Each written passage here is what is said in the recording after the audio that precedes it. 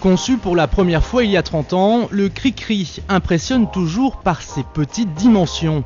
Avec 4,80 m d'envergure et 4,10 m de long, ce monoplace est le plus petit bimoteur au monde. Il pèse seulement 80 kg, autant dire que le pilote est parfois plus lourd que l'appareil, et les ailes se montent en quelques minutes seulement.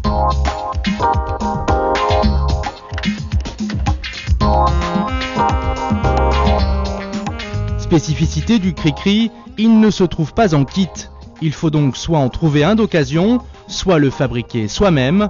Lionel a par exemple mis plus de 6 ans à le construire. J'ai acheté que les plans, donc il y avait une cinquantaine de plans.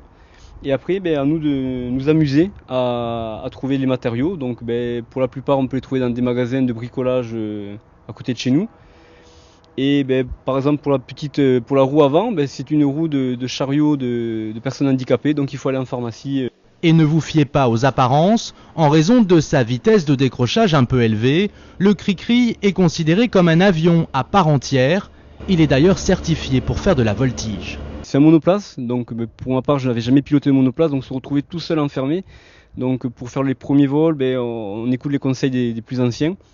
Mais après c'est un super avion, très facile à piloter. Lionel ne regrette pas les 2000 heures passées à le construire, avec une vitesse de croisière de 170 km/h et une autonomie de 2 heures.